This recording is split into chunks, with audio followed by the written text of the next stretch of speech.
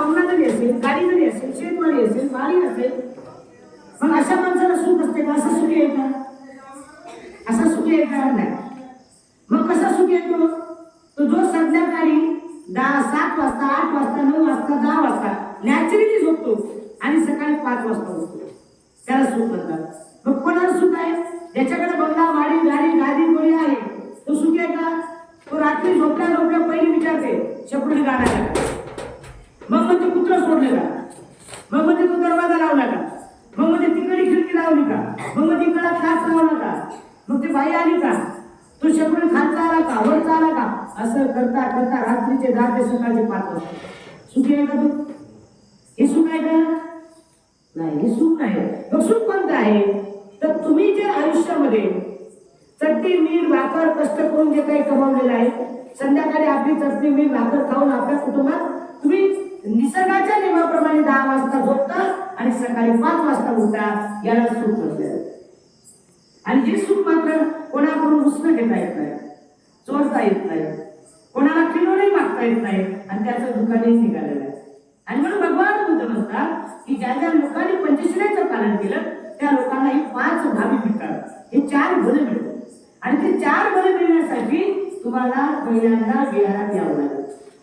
कुठे यावं लागेल? विहारात यावं लागेल. आणि विहारात आल्यानंतर हे 4 बळ तुम्हाला तुमच्यामध्ये निर्माण होतील, उत्पन्न होतील. प्रज्ञाशील करुणा, बाबा सगळ्यांनी सांगितलं ना, प्रज्ञामध्ये तुमच्या मनातली जो प्रज्ञाशील करुणा, जोपर्यंत तुमचं शील नाही तोपर्यंत तुमची प्रज्ञा जागृत होणार नाही. मग शील म्हणजे काय? शील म्हणजे काय? शील म्हणजे तुमची नीतिमत्ता, तुमचं आचरण, तुमचं वागणं, तुमची नेमता, त्याला शील म्हटलं जातं.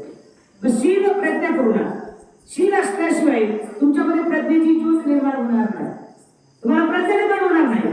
आणि प्रज्ञा जोपर्यंत निर्माण होत नाही तोपर्यंत तुमच्या अंगात कोणाबद्दल करुणा येणार नाही. कारण करुणा येणं सुद्धा महत्वाचे आहे. दया येणं, एखादा रस्त्यावर पडलेला माणूस आपण पडू दे त्याची चूक आहे नाही, एखादा करुणा माणूस कशामुळे पडला तू, त्याला काय करायचं, तिथं जाऊन विचारायला तो त्याला काय त्रास होत आहे, तो का असं करते, म्हणजे त्याला करुणा निर्माण होईल. ती करुणा निर्माण होण्यासाठी तुम्हाला बुद्ध धर्माचं पालन करावं लागेल. आणि जे जे लोक बुद्ध धर्माचं पालन करतात त्यांच्यामध्ये करुणा निर्माण होते. भगवान बुद्धाने, बाबासाहेबांनी महान धर्म आपल्याला दिला. त्या धर्मामुळे आज उद्या आणि परवा तुमच्या कुटुंबाचं कल्याण होते, तुमच्या परिवाराचं कल्याण होते, तुमच्या समाजाचं कल्याण होते. लेस धर्म जो गीताचा धर्म आहे, या बौद्ध धर्मामध्ये जातपात धर्म पंथ लिंग कधी पाडले जात नाही. ज्याला मानवी जीवन सुखी आणि समृद्ध जगायचं असेल त्याने बुद्ध धर्माचं पालन करावं, अनुकरण करावं. प्रत्येकाने आपापल्या धर्माचं अनुकरण केलं पाहिजे. कुठल्याच धर्मात चोरी करा असं म्हटलं नाही, कुठल्या साधू संतांनी म्हटलं नाही चोरी करा, खोटं बोला, लुच्चपणी करा, कोणाला बसवा, कुठलेच महाराज बोलत नाही, कुठलाच धर्म बोलत नाही आणि कुठलेच जात सांगत. मग सर्वच धर्म सांगतात की प्रत्येकाने आपापल्या धर्माचं पालन करा, आपापल्या समाजाचं पालन करा, आपापल्या कुटुंबात सुखाने जगा, असं प्रत्येक धर्म सांगते. फक्त पालन केले, अनुकरण करण्यावरती डिपेंड आहे. आणि म्हणून भगवान बुद्ध म्हणतात लेस धर्म, जो की त्याचा धर्म आहे. आज या जगामध्ये कहा गया काने क्या लाया कुछ.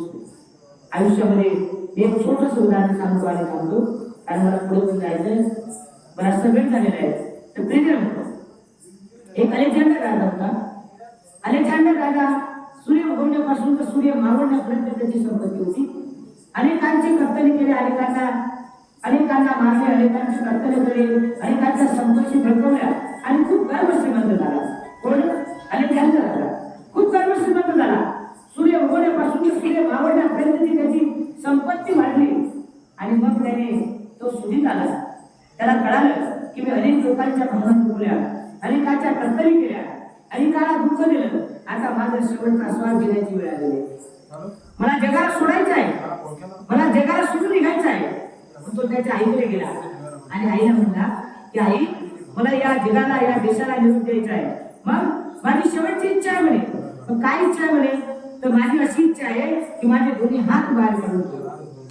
आईला आश्चर्य वाटलं, कारण भगवान बुद्ध म्हणता माता पुत्र ठाण पुत्र असं सांगतो.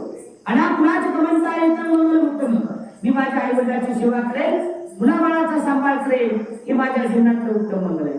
जे जे लोक आपल्या आई वडिलांची सेवा करतात, जाऊ नका काशीला, जाऊ नका बुद्धगयाला, जाऊ नका हजला, सरे देव तुमच्या आई वडिलांच्या पायात.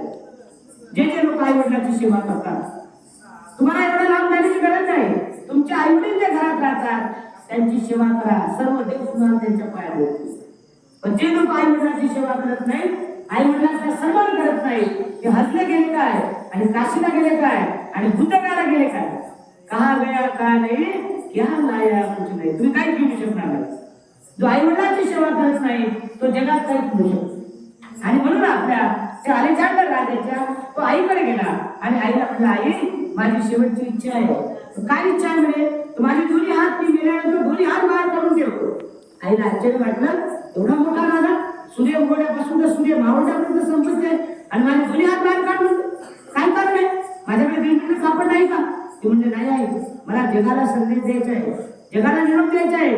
माझ्या या 2 हाताने अनेकाच्या कत्तरी केल्या, अनेकाच्या संपत्ती बळकवल्या, अनेकाचे पैसे लुटले, कोणाची आई वारली तर कोणाचा बाप वारला, कोणाचा बाप वारला तर कोणाचा भाऊ वारला, कोणाचा चुलत भाऊ वारला तर कोणाचा सख्खा भाऊ वारला, असे अनेक त्रास दिला. आणि आता माझा शेवटचा दिवस आहे, मला जगाचा निरोप द्यायचा आहे. पण जाता जाता मला जगाला निरोप द्यायचा आहे की मी ज्या जन्माला आलो होतो त्या पद्धतीने मी जाणार आहे. आणि म्हणून माझी दोन्ही हात बाहेर काढ. अलेक्झांडर राजाचे सूर्य वागवण्यापासून तर सूर्य मावळण्यापर्यंत संपत्ती होती. संपत्तीला कमी नव्हतं, त्याच्याकडे संपत्तीला कमी नव्हतं, पण मरताना मात्र दोन्ही हात बाहेर काढले. आणि जेव्हा त्याची प्रेत यात्रा बाहेर निघाली तेव्हा त्याचे दोन्ही हात हलत चालले. विद्वान पंडित शहाणे लोक त्याच्या प्रेत यात्रेत होते. एक शहाणा माणूस पंडिताकडे गेला, धावत गेला, म्हणजे महाराज एक अलेक्झांडर राजा मरण पावला, हा स्वर्गात गेला की नरकात गेला मला सांगा. म्हणे काय, आता तर नाही सांगत म्हणे, ते दफन झाल्यानंतर माझ्याकडे मी तुला सांगतो. आणि अलेक्झांडर राजाचे दोन्ही हात हालत चालले होते. संपूर्ण जगाला त्याला संदेश द्यायचा होता, मी जन्माला आलो, माझे दोन्ही हात रिकामे घेऊन आलो. कोण आणलं राहतो नाही जन्मता, कोणी बघितलं का काय हाती आलं म्हणून तुमच्या? एखाद्या बाळ जन्मत काय हाती मुठभर सोनं बिनं काय घेऊन का? त्या हातात पैशाची नोटबी बंडल काही, काही सोनं चांदी काही नाही ना, मग रिकामे हात घेऊन आला होता. जन्मला तेव्हा रिकामे हात घेऊन आला होता आणि मेल्यानंतरही सुद्धा एवढी सूर्य उगवण्यापासून तर सूर्य मावळण्यापर्यंत संपत्ती असताना सुद्धा दोन्ही हात रिकामे घेऊन चालला. हा जगाला शेवटचा संदेश दिला, कहा गया का नाही, क्या लाया कुछ नाही. त्या जगात जन्माला आलो, हात रिकामे घेऊन आलो होतो आणि जाताना सुद्धा मी रिकामे घेऊन आले. तुमची आणि माझी कथा तशीच आहे. आपण हाती काहीच घेऊन जाणार नाही. इथेच करायचं आहे आपल्याला, इथेच सोडून जायचं आहे. माझं आणि कबाड होतं. मेल्यानंतर तुमचं आता नाव घेतात मुखंडा काय आणि अर्धा घंटा मेला लगेच तुमचं रूपांतर होते. प्रेत कधी येणार आहे, मग कधी होणार आहे, अरे डेड बॉडी कधी येणार आहे, कसं बदल झालं तुमचं अर्ध्या घंट्यात. ज्या बंगल्यात तुम्ही पाणी घालून तुमचं आयुष्य गेलं, पाणी देऊ पाणी गेलं, त्या बंगला बांधला, त्या बंगल्यात तुम्हाला मेल्यानंतर अर्धा घंटाही होत नाही. मग 5000 लिटरचा कलर मारता त्या घराला तुम्ही, तुमचा काहीतरी कलर नसतो. मेल्यानंतर अर्धा घंटाही ठेवत नाही, उचला घ्या चला तिथं जाऊन वेट करून नका. का बरं, अहो तुम्ही आयुष्यभर राहतो ना त्याच्यात. मेल्यानंतर तुमचा साधा अंगातला सदरा सुद्धा ठेवत नाही, शर्ट सुद्धा ठेवत नाही, पॅन्ट सुद्धा, चप्पल नाही, चालणारी काठी सुद्धा ठेवत नाही. मेल्यानंतर तुमची खालची गोधडी सुद्धा काय सरा झटकून टाकतात, बाहेर जाळून टाकतात. कुठे गेलं, पण तुमच्या बँकेतले पैसे नाही जाळत. तुम्ही घेतलेली टीव्ही जाळत नाही, तुम्ही घेतलेले सोनं चांदी नाही जाळत. किती स्वार्थ आहे जग, किती स्वार्थी आहे जग. अरे हे जग दिल्या घेतल्याचं आहे, हे जग दिल्या घेतल्याचं आहे. का गया का नाही, क्या लाया कुछ नाही. हे माझा आहे फुकटचा गर्व आहे आपला. अलेक्झांडर राजा सूर्य उगवण्यापासून तर सूर्य मावळण्यापर्यंत त्याची संपत्ती होती. मेल्यानंतर त्याला जगाला संदेश दिला की प्रेमेनं माझ्या हातून जे चुक झालंय, माझे दोन्ही हात मी रिकामा घेऊन आलो आणि जाताना सुद्धा मी रिकामा घेऊन जात आहोत, असा संदेश दिला. आणि तो शहाणा माणूस पंडिताकडे गेल्यानंतर त्या पंडिताने सांगितलं त्याला, अरे बाबा त्या मूर्तीमध्ये किती लोक म्हणत होता चालला होता? ते म्हणे 95% लोक म्हणता वाईट होता आणि 5% लोक चांगला म्हणत होते. मग ते म्हणत होते तो स्वर्गात गेला का नरकात गेला? मग तू सांग म्हणे 95% लोक म्हणतो बरा होता, बरा गेला आणि 5% लोक म्हणतो चांगला होता. मग कसा गेला? नरकात गेला.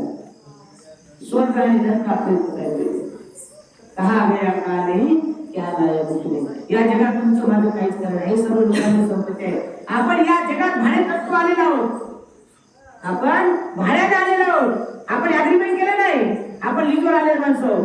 लय गर्व आहे आपल्याला, माया घर, माया शेती, माया बंगला, माया मुलगा, माया हे माया ते. कुठं आहे? अरे तुझं डोकं दुखलं त्या डोक्याला सांग की, डोक्याला सांग बरं. तुझं आता ते बाकी करत डोक्याला सांग डोकं दुखते, सांगा त्याला काही करा तुमचं नाही. डॉक्टरकडे जावं लागतं आणि मग कोणी गेल्यावर सांगते. आणि तुझं डोकं नाही, तुझं मन नाही, तुझे हात नाही, तुझे पाय नाही, हे तुझं नाही. मग मुलगा कुठला? तुझी संपत्ती कुठली? तुझा बंगला कुठला? तुझी शेत कुठलं? तुझी माडी कुठली? अरे तूच तुझ्यापाशी नाही. म्हणून संत गाडगे महाराज म्हणतात तुझं आहे तुझ्यापाशी, पण तू जागे उभलास. माणसाने माणसाला प्रेम दिलं पाहिजे, माणसाने माणसासोबत प्रेमाने वागलं पाहिजे. आणि या जगात मरावे कधी किमती रुपये उडावे. आपण जे कार्य करतो ते मेल्यानंतरही लोकांना वाखण्यासारखं करावं, एवढंच आपल्यासोबत येते. याच्या पलीकडे आपल्यासोबत काही येत नाही. आणि म्हणून वेगळं विकून आपल्याला असं अभियान आपण ईश्वर शांती उद्योगामध्ये इकडे वाढावं. एरी परिसर छत्रपती संभाजीनगर औरंगाबाद या परिसरातून आपण हा धुमळ आपण काढलेला आहे. गेल्या 1 तारखेपासून आम्ही पैठण तालुका घेत आहोत. पैठण तालुका औरंगाबाद जिल्हा यामध्ये आम्ही प्रचार करत आहोत. याचा उद्देश आहे की तुम्हाला निमंत्रण आणि आमंत्रण देण्यासाठी आलो. त्या परिषदेला विश्वव्यापी परिषदेमध्ये 100 देशातील बौद्ध भिक्खू आणि भिक्खू येणार आहेत. विश्वातले सर्व उपासक उपासिका येणार आहेत. सर्व एका दिवशी 50,000 लोकांच्या जेवणाची, राहण्याची, झोपण्याची, आंघोळीची आणि नाश्त्याची व्यवस्था करणार. हे सर्व करत असताना आम्ही प्रत्येक गावातील उपासक उपासिकांना सांगितलं की आपण आपल्या कमाईतला हिस्सा व्हायचा. आणि तुम्हाला निमंत्रण आणि आमंत्रण देतो. निमंत्रण म्हणजे काय? तुम्हाला कार्यक्रमाला या आणि आमंत्रण म्हणजे बोलण्यासाठी. 5 दिवस तुम्ही आमच्याकडे राहणार. मग तुमचा नाश्ता असेल, तुमचं जेवण असेल, तुमचं झोपणं असेल, तुमची आंघोळ असेल, तुमचं वॉशरूम असेल आणि मुक्कामाची व्यवस्था असेल. त्यासाठी पूर्ण विश्वातील लोक आम्ही बोलवले आणि सर्वांना आम्ही एका दिवशी 50,000 लोकांची व्यवस्था करणार आहोत असं नियोजन केलेलं आहे. मग त्यासाठी जे काही आपल्याला जमदार लागेल ते तुमच्या कमाईचा हिस्सा व्हायचा आम्हाला लागणार आहे. आम्ही खेड्यातल्या उपासक उपासिकाला सांगितलं औरंगाबाद शहरातील लाख लोक दान देणार आहेत, पण खेड्यामधल्या एका उपासकाकडून 1,000 रुपये आम्हाला दान असतात. ते आमच्यासाठी 1 लाख रुपये आणि त्यासाठी तुमचं रजिस्ट्रेशन आहे. तुम्ही जेव्हा येणार तेव्हा तुमचं रजिस्ट्रेशन होणार. त्या जन्मदानामध्ये तुम्ही जे काही जन्मदान देता त्यामध्ये 5 दिवस तुम्हाला ही सुविधा मिळेल. आम्ही रजिस्टर फॉर्म आणलाय आणि ते रजिस्ट्रेशन त्यामध्ये होणार आहे. जे काही तुम्ही आम्हाला दान देणार आहे 500 रुपये 1000 रुपये जे काही दान देणार त्यामध्ये तुम्हाला रजिस्ट्रेशन मिळेल. म्हणजे त्या दिवशी तुम्हाला आय कार्ड मिळेल, तुम्हाला बसण्याचं आसन मिळेल, तुम्हाला त्या ठिकाणी जेवण मिळेल, तुम्हाला धम्मदान ऐकायला संधी मिळेल आणि एका दिवशी 50,000 लोकांची सुविधा उपलब्ध केल्या जाईल. त्यासाठी आम्ही प्रत्येक खेड्यामध्ये जाऊन निमंत्रण आणि आमंत्रण देतो. आपण सर्वांनी त्या विश्वव्यापी धर्मपरिषदेमध्ये सहभागी व्हायचे. आपण सर्वजण होणार. तुमची अपेक्षा असेल की माताजी परत आमच्या गावात येतील, निरोप देतील. मी परत येणार लास्ट तारीख करतो, कारण पूर्ण विश्वात मला जायचं. एका गावात जर 2 वेळ आले तर या विश्वातले गाव कसे होते माझे? नाही होणार ना. कारण प्रत्येकाची अपेक्षा असेल माताजी आमच्या गावात आल्या पाहिजे, आमच्या गावात आल्यानंतरच माताजी आम्ही नमस्कार देऊ अशी सर्वांची इच्छा असेल. म्हणून सर्वांकडे होणार गाव लागेल. म्हणून आज तुमच्या गावामध्ये आगंतुक जरी आले असेल तरी तुम्ही खूप अतिशय सुंदर पद्धतीने माझं स्वागत केलं. आपल्या सर्व सांस्कृतिक सर्व उपासक उपासिकाला मी खूप खूप धन्यवाद देतो, मंगल कामना देतो, शुभ कामना देतो. अशाच पद्धतीने वर्षवास कालखंडामध्ये आपण विहार बंद न ठेवता संध्याकाळी रोज 7 वाजता वंदन झाले पाहिजे, त्रिशरण परिचित झालं पाहिजे, बुद्धाने गप्पापर्यंत वाचला पाहिजे, तरुण मंडळीने येऊन बसलं पाहिजे, रिकाम्या तिकडे गप्पा मारण्यापेक्षा विहारात समोर आलं पाहिजे, विहारापुढे गप्पा मारलं पाहिजे आणि सर्वांची ही जबाबदारी आहे असं या ठिकाणी आपल्या सर्वांना सूचना देतो. निश्चितच मला माहित आहे की मी आगंतुक आल्यामुळे तुम्हाला कुठल्याच गोष्टी करता येत नाही ही मलाही कळते. तरी पण आपण सर्वांनी या विश्व यात्री जागतिक परिषदेमध्ये आपण ऑनलाईन ऑफलाईन धर्मदान देऊ शकता, पावती देऊ शकता, पावती घेऊन रजिस्ट्रेशन करू शकता. परत तुम्हाला ही संधी मिळणार नाही. ही लास्ट टाइमची संधी आहे. आजच आपल्या सर्वांना निमंत्रण आमंत्रण देऊन आपण सर्वांनी या धर्मदानामध्ये या कुशल आणि पुण्यकर्मामध्ये सहभागी व्हावं अशी आपल्या सर्वांना सूचना देतो, मंगल कामना देतो आणि या ठिकाणी आशीर्वाद प्रार्थने थांबण्याचा प्रयत्न करतो. सर्वांनी हात जोडावे.